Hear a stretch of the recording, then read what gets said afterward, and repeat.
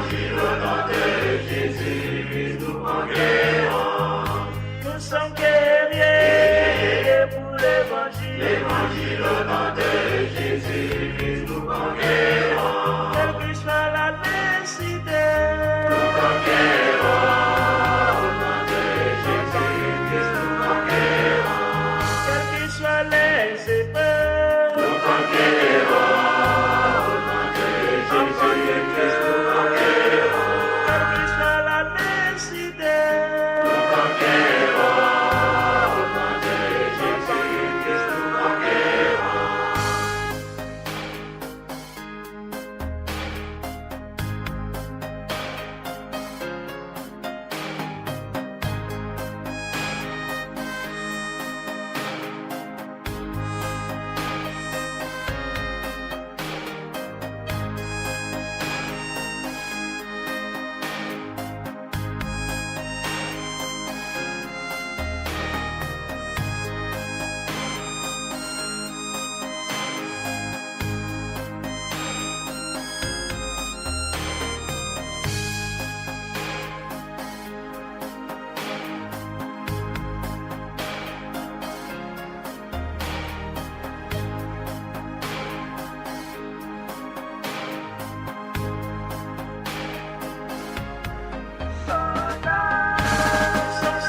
soldats pour l'évangile. L'évangile au nom de Jésus, nous conquérons.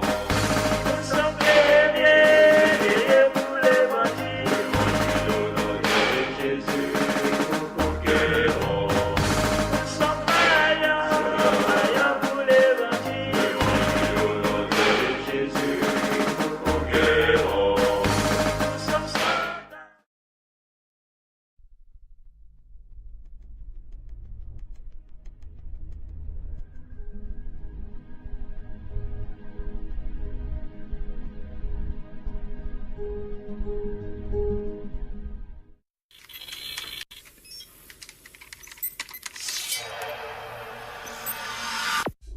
Puisque l'approche scientifique ne permet pas de trancher la question, il faut se tourner vers d'autres indices pour trouver la réponse. Le premier signe est en rapport avec la Bible. Pour beaucoup de gens, ce best-seller mondial numéro 1 est juste un livre religieux parmi d'autres. Pourtant, ceux qui prennent la peine de le lire se rendent assez vite compte d'une caractéristique surprenante. Son unité, sa cohérence. Bien que sa rédaction ait demandé 1500 ans, elle nous dévoile un propos cohérent qui s'est construit progressivement au cours des siècles et qui apparaît au final comme un édifice impeccable, majestueux, et qui dépasse totalement ceux qui l'ont construit. Des premières pages au dernier mot, elle est centrée autour d'un même sujet, la connaissance de Dieu, le Messie et le plan du salut divin pour l'humanité. Pour celui qui ne connaît rien à la Bible, cette affirmation peut paraître un peu fumeuse. Pour lui, c'est juste des mots, des concepts abstraits, de la spiritualité, sans rapport avec le monde réel. Mais pour celui qui la lit et cherche un peu, l'évidence devient de plus en plus écrasante que quelqu'un, derrière ce livre, au travers de centaines d'épisodes, de miracles, de prophéties et d'événements surnaturels, quelqu'un a construit un message qui nous est adressé. Par exemple, Moïse expose clairement la base de la relation avec Dieu et annonce la venue du Messie. 5 siècles plus tard, David, parmi d'autres, prophétise les détails de la crucifixion tout en engendrant les ancêtres de Jésus. 300 ans plus tard, c'est l'œuvre monumentale d'Ésaïe qui complète de façon saisissante le portrait du Messie, annonce son sacrifice, sa résurrection et la future restauration mondiale. Et c'est comme cela tout au long des 66 livres de la Bible, avec des centaines de détails et révélations surnaturelles. Et cela pose une vraie question. Comment cette quarantaine d'auteurs tellement différents, Moïse, David, Salomon, Ésaïe, Daniel ou Jésus, qui a accompli des dizaines de prophéties par le seul fait d'exister, comment peuvent-ils parler d'une seule voix et aborder chacun une facette du même message ? Sans se connaître, ils se confirment mutuellement et construisent le même tableau, un seul tableau immense et qui les dépasse totalement. C'est complètement incompréhensible et impossible à réaliser. Ils ont été chefs d'État, bergers, prophètes ou apôtres. Ils ne se sont jamais connus, ont vécu à des siècles d'écart et sont pourtant en parfaite unité, centrés exactement autour du même sujet. Impossible, n'est-ce pas? Et c'est un cas totalement unique. Ni le Coran, qui ne s'appuie que sur un seul homme, sans antécédent, ni aucune confirmation postérieure, ni les écrits hindous, truffés de récits légendaires, ni aucun texte religieux de l'Antiquité n'a ce caractère unique. La Bible seule comporte cette sorte de filigrane attestant de sa véritable origine.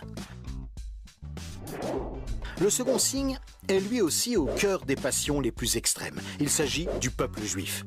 Étrangement, le simple fait de parler d'Israël déchaîne des réactions quasi irrationnelles.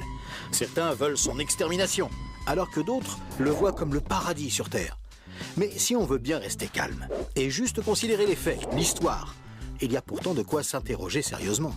Comment ce peuple, haï depuis toujours, déporté une première fois, puis revenu sur sa terre il y a 24 siècles, puis déporté à nouveau et dispersé dans le monde entier pendant 17 siècles, comment a-t-il pu survivre? Et comment est-il demeuré un peuple distinct? Aucun autre peuple n'a jamais connu une telle trajectoire, défiant toutes les lois historiques. Comment a-t-il pu reformer un État et même se remettre à parler son ancienne langue?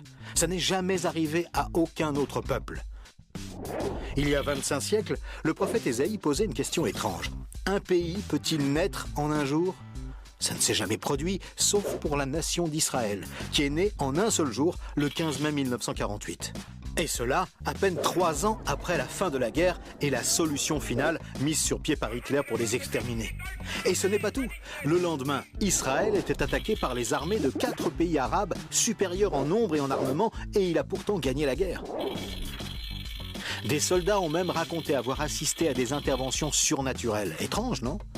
Par la suite, malgré le rideau de fer, des milliers ont émigré de l'ex-URSS, accomplissant une antique prophétie qui mentionnait le retour des Juifs depuis le pays du Nord. Si on considère sa contribution à la science, les Juifs ont remporté 20% des prix Nobel, alors qu'ils ne sont que 0,2% de la population mondiale. Comment est-ce possible? 150 ans avant, ce n'était qu'un pays désolé, entièrement livré à la mauvaise herbe. Et aujourd'hui, on en parle comme d'un miracle d'agriculture. Ésaïe avait prédit que même le désert refleurirait. Et on trouve aujourd'hui des cultures jusque dans le Negev. Interrogé par le roi de Prusse, Frédéric II, qui lui demandait une preuve de l'existence de Dieu, son chapelain lui avait répondu « Les Juifs, sire, les Juifs ». Et d'où vient la première religion mondiale? De Jésus, un juif, dont l'enseignement, la mort et la résurrection continuent à impacter en profondeur la société humaine. Évidemment, ce peuple est loin d'être un modèle, et il a souvent sombré dans la corruption. Mais la Bible déclare que Dieu en a fait un signe parmi les nations. Qui pourrait dire le contraire? Pour terminer ce bref survol, une considération d'ordre moral.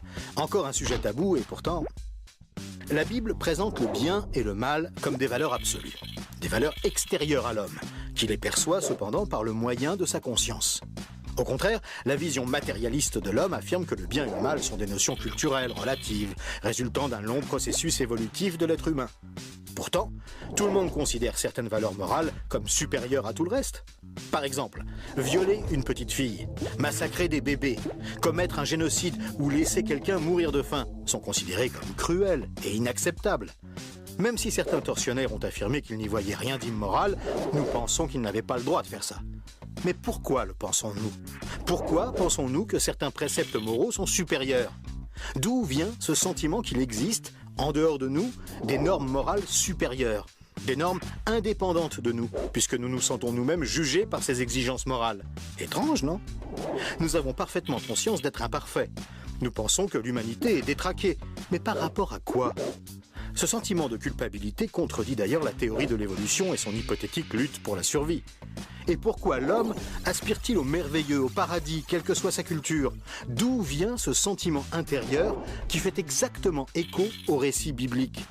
Cette conscience, issue de nulle part et en parfait accord avec la Bible, constitue encore un autre signe tangible, bien difficile à nier.